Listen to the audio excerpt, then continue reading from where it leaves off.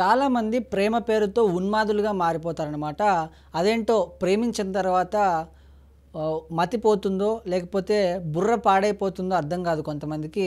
ప్రేమ గుడ్డిది అన్నట్టు ఆ బ్రెయిన్ కూడా పనిచేయదా వీళ్ళకి అని అనిపిస్తుంది కొన్ని సందర్భాల్లో. ఆ ప్రేమే పైశాచికత్వంగా మారి ఆ ప్రేమించే అమ్మాయిని ఆట పట్టించడం నుంచి అఘాయిత్యానికి పాల్పడడం అండ్ వాళ్ళ కుటుంబ సభ్యుల మీద కూడా వెళ్ళి దాడి చేయడం స్థాయికి వెళ్ళిపోతుంది. ఆ సంఘటన ఉత్తరప్రదేశ్లో జరిగింది. ఆ సంఘటన ఏంటి, ఆ సంఘటనలో ఏం జరిగింది, అతనికి పోలీసులు ఎలాంటి శిక్ష వేశారనే దాని గురించి ఈ వీడియోలో పూర్తిగా మాట్లాడదాం. ఎండ్ వరకు వీడియో చూసేయండి. రాయ్బరీలో ఒక అమ్మాయి ఉంటుంది. ఆ అమ్మాయి కాలేజ్కి వెళ్ళి వస్తూ ఉంటుంది అనమాట.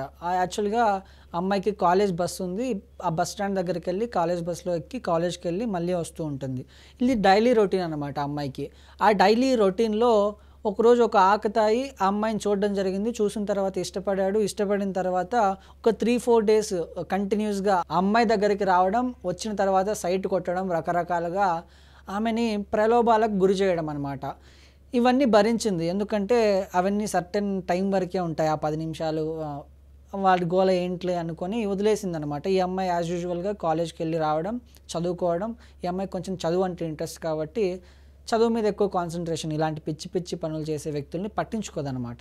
అలా కొన్ని రోజుల తర్వాత ఆ యువకుడు డైరెక్ట్గా వచ్చి ఆ అమ్మాయికి ప్రపోజ్ చేశాడు. నువ్వంటే నాకు ఇష్టం, నేను ఓకే అంటే నేను పెళ్లి చేసుకుంటా అని చెప్పేసి. ఆ అమ్మాయి దానికి నిరాకరించింది. నువ్వు నాకు వద్దు, నేను చదువుకోవాలనుకుంటున్నా, ఇంకా కాలేజ్ స్టేజ్లోనే ఉన్నా, నేను జాబ్ చేయాలి, అది ఇది అని చెప్పడం జరిగింది. చెప్పిన తర్వాత ఈ అబ్బాయి వదిలేశాడా అంటే వదలలేదు. నెక్స్ట్ డే నుంచి ఇంకా ఎక్కువ అమ్మాయిని ఇబ్బంది పెట్టడం స్టార్ట్ చేశాడు. అలా ఇబ్బంది పెట్టి పెట్టి ఒకరోజు ఇంకా ఎలా అంటే పైశాచికత్వానికి పరాకాష్ట, పిచ్చికి పరాకాష్ట అంటారు కదా, ఆ పరాకాష్టకు చేరుకున్నాడు. ఆ అమ్మాయి కాలేజ్ నుంచి ఇంటికి వెళ్ళిన తర్వాత ఇంట్లో పడుకున్న టైంలో ఈ అబ్బాయి వాళ్ళ ఫ్రెండ్తో కలిసి ఆ ఇంట్లోకి ఎంటర్ అయ్యాడు. ఈవెన్ ఆ టైంలో ఆ అమ్మాయి పక్కన వాళ్ళ తల్లి పడుకొని ఉందన్నమాట. ఇద్దరు ఒకే మంచం మీద పడుకొని ఉంటే ఈ అబ్బాయి వెళ్ళి ఆ అమ్మాయి మీద పడ్డాడు. దీంతో సడన్గా వాళ్ళ తల్లి ఎవరు వచ్చారు, ఏంటి దొంగ వాళ్ళు ఎవరైనా వచ్చారు, లేకపోతే చంపడానికి ట్రై చేస్తున్నారని సడన్గా లేచిందనమాట. లేచి చూస్తే ఈ అబ్బాయి కనిపించాడు. ఈవెన్ వాళ్ళ పేరెంట్స్కి తెలియదు ఇదంతా జరుగుతుంది. ఆ అమ్మాయికి మాత్రమే తెలుసు ఈ అబ్బాయి ఇట్లా వేధిస్తున్నాడు ఈ అమ్మాయిని అని చెప్పేసి. తల్లి అడ్డుపడడం జరుగుతుంది కదా, ఎవరు ఈ అబ్బాయి వచ్చి నా కూతురు మీద ఎందుకు పడుతున్నాడు అని చెప్పేసి. అలా తన తమ్ముడు అన్న కూడా వచ్చి అడ్డుపడ్డారనమాట. అడ్డుపడిన వాళ్ళ మీద ఇలా ఫ్రెండ్తో కలిసి దాడి చేశాడు, కొట్టాడు వాళ్ళని. కొట్టి అక్కడి నుంచి పారిపోయాడు అనమాట. పారిపోయిన తర్వాత తెల్లవారుజాములో లేచిన తర్వాత తల్లి కూతురు అందరు కలిసి పోలీస్ స్టేషన్లో కంప్లైంట్ ఇచ్చారు వెళ్ళి. అలా కంప్లైంట్ ఇచ్చిన తర్వాత పోలీసులు దీన్ని దర్యాప్తు చేస్తే దర్యాప్తులో మొత్తం తేలిందనమాట. ఎన్ని రోజుల నుంచి ఆ అమ్మాయి వెంటపడుతున్నాడు, వెంటపడిన తర్వాత ఎన్నిసార్లు బస్ స్టాండ్ దగ్గర ఎలాంటి చేష్టలు బిహేవ్ చేశాడు, అయినా కూడా అమ్మాయి ఎంత తట్టుకుంది. ఈ అబ్బాయి వెళ్ళి అసలు డైరెక్ట్గా ఇంటికి వెళ్ళి అలా చేయడం అనేది ఎంత రాంగ్ అని పోలీసులు అలా ఇన్వెస్టిగేషన్ చేసి ఆ అబ్బాయిని పట్టుకొని పోలీస్ స్టేషన్లో పెట్టారనమాట. సో ఇదంతా స్టోరీ అంతా వింటుంటే నిజంగా అమ్మాయిల రక్షణ అనేది పక్కన పెడితే అబ్బాయిలు కొంతమంది ఎంత విచ్చలవిడితనానికి అలవాటు పడిపోయారు, ఎంత విచ్చలవిడిగా వాళ్ళు బిహేవ్ చేస్తున్నారు అనేది ఇక్కడ మనం గమనించాలి.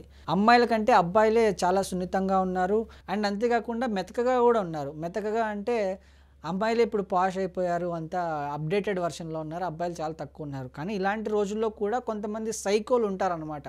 సైకో అని ఎందుకు అంటున్నారంటే ఇలా చేసేవాడిని సైకో కాక ఇంకేమైనా వర్డ్ మీకు తెలుసుంటే కమెంట్లో పెట్టండి. నాకైతే సైకోనే అనాలనిపిస్తుంది. అమ్మాయిని వేధించడమే కాకుండా, రోడ్డు మీద వేధించడమే కాకుండా ఇంటికి వెళ్ళడం ఏంటి, ఇంటికి వెళ్ళిన తర్వాత పేరెంట్స్ ఉన్నారు, అమ్మాయి పక్కన తల్లి పడుకుని ఉందనే భయం లేకుండా అమ్మాయి మీద పడడం అనేది వాడికి పిచ్చా లేకపోతే సైకోయిజమా, బుర్ర పని చేస్తుందా అంటే కోర్టులు చట్టాలు పోలీసులు ఇదంతా ఉన్నాయి.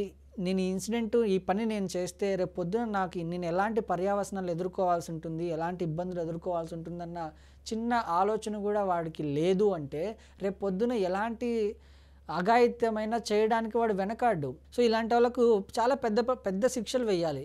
నెక్స్ట్ వచ్చే జనరేషన్ కానీ లేకపోతే నెక్స్ట్ వచ్చే తరం కానీ ఇలాంటి వాళ్ళని చూసి నేర్చుకోకూడదు. వాడితో పాటు వాడు ఫ్రెండ్ వెళ్ళాడు కదా, ఆ ఫ్రెండ్కి కూడా శిక్ష వేయాలి. ఎందుకంటే రేపు పొద్దున్న వీడిని చూసి వాళ్ళ ఫ్రెండ్ తయారవుతాడు, వాళ్ళ ఫ్రెండ్ని చూసి ఇంకో ఫ్రెండ్ తయారవుతాడు. అట్లా వీళ్ళు ఒక సమాజాన్నే ఒక వర్గాన్నే మొత్తం నాశనం చేస్తారు. కాబట్టి ఇలాంటి వాళ్ళకి శిక్షలు వేయాలి. అండ్ ప్రతి ఒక్కరు గుర్తుపెట్టుకోవాలి, మనకంటూ ఒక సిస్టమ్ ఉంది, మనకంటూ ఒక రాజ్యాంగం ఉంది. అందులో మనం ఏంటంటే దానికి తగ్గట్టు నడుచుకోవాలి. ఒక లా ప్రొసీజర్ ఉంది, పోలీసులు ఉన్నారు, చట్టాలు ఉన్నాయి.